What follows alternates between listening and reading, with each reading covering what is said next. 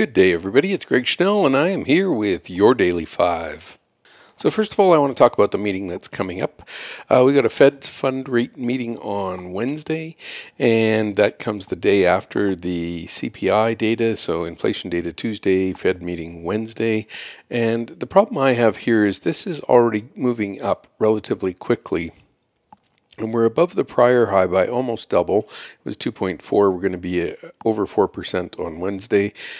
The bigger issue here for me is the rate of change, which is shown on the bottom panel. And what we're seeing, obviously, was from a very low rate, and this is a 1-year, 12-month rate of change.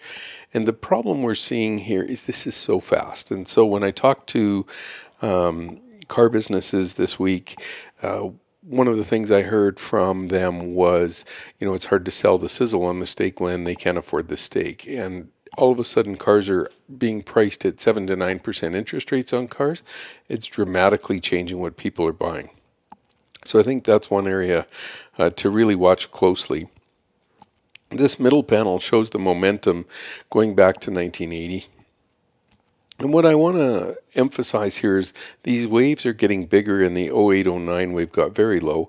And then the Fed sudden stop on the 2020 wave down and off to the upside was fine. But the big thing is this rate of change has literally all happened in 1 year, whereas you can see from 2010 to 2018 where the Fed worked very hard to construct a market rally. This took a series of 7 or 8 years, and even in the 04 to 06 period, the momentum cycled up, and it took a couple of years. We've shortened that cycle dramatically, and we've made this pretty much a vertical move. So it doesn't look as extreme. Obviously, it's the percentage change that the rate of change is telling us. So even if you said we started at a 1% interest rate change, we're still up 400%. That's pretty radical for people trying to make any sort of big purchases. So this is something I think we still need to be monitoring very, very closely. The Bank ETF broke down this week and broke the relative strength, the 2-year uptrend. And the point I want to make is when these relative strength trends break, it's important to watch because it can make a real difference in how people perceive. So this one ran up and essentially it didn't do anything for a year. When this trend line broke here, it was after the stock market had started to break down. But the Bank ETF kind of signaled that we were going to have problems, and this immediately started to slide. Now we have this big, long 2-year trend, and this is starting to crack. Now we were down 5% on the banks this week, and our PPO is rolling over right at zero, which is a very important place to remember. Back in 2020, when it went below zero, that was kind of an important inflection point.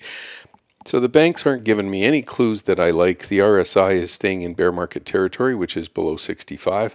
So I really have trouble getting optimistic here. So I want to emphasize the words caution.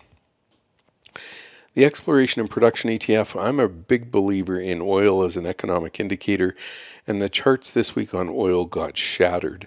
Oil traded below any time it's traded this year, even though we've got tight inventory.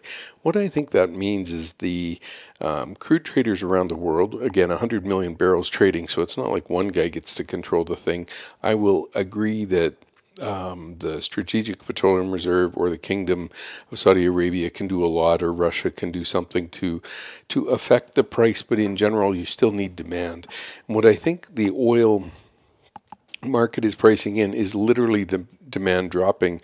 We saw the OPEC group drop production by, they said 2 million, but real rough 1.1 million barrels a day of actual. And what we saw there was the market was still okay with supply, and this time they've decided to hold it. But to me, it tells me the market's got an abundance of oil because nobody seems to be worried, because when the kingdom took oil off the market, it didn't tighten supply. So they're worried about the demand picture, and this chart is breaking down.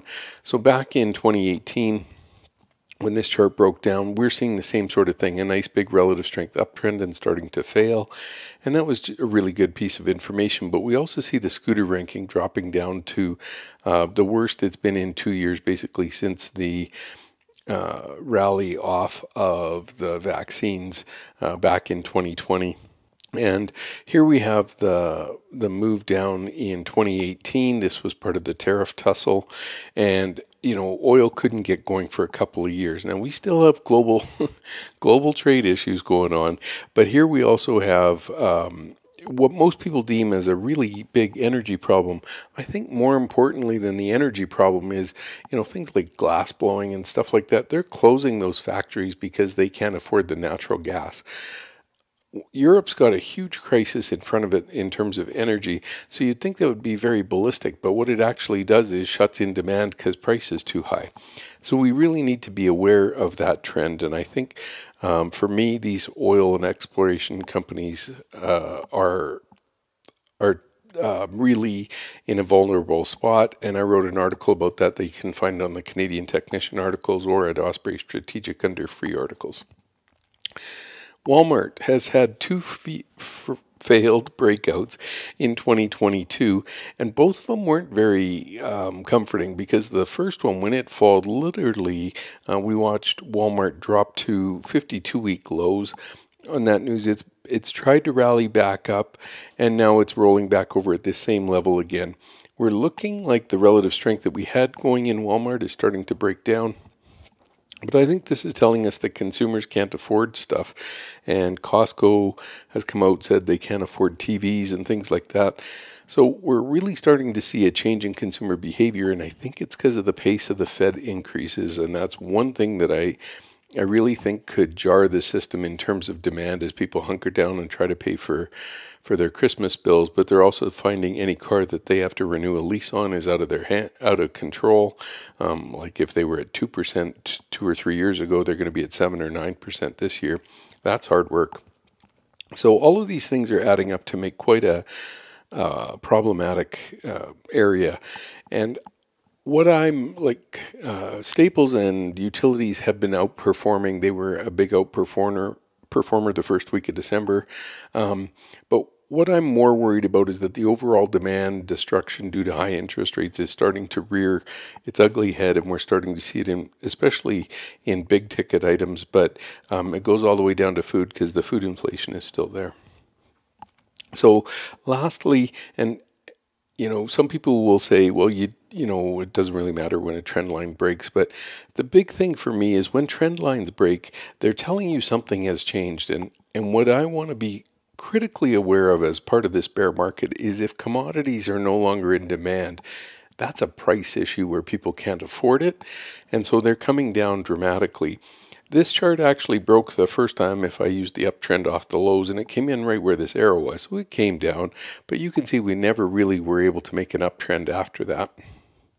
And now we've broken down again here, and the PPO momentum indicator is falling below zero at a pretty critical time as we head into 2023. I don't have anything I like in the commodity space here. Copper and gold look okay, but they're both fighting with their 40-week moving average, so I want to be very careful. Anyway, that's a wrap of why I'm concerned.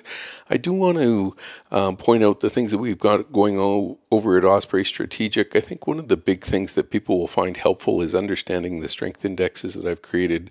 Our quickest one is currently at 58%, down rapidly from 95% just a few weeks ago. And so it's telling us to be very, very careful.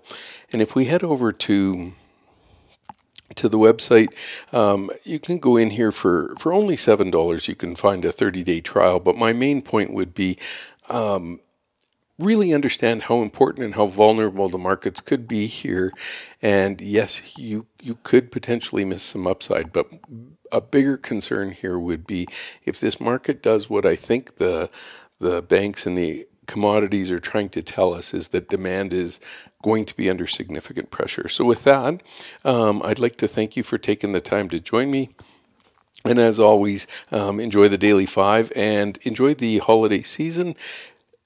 Wishing you all the best. Thanks, everybody. Bye-bye.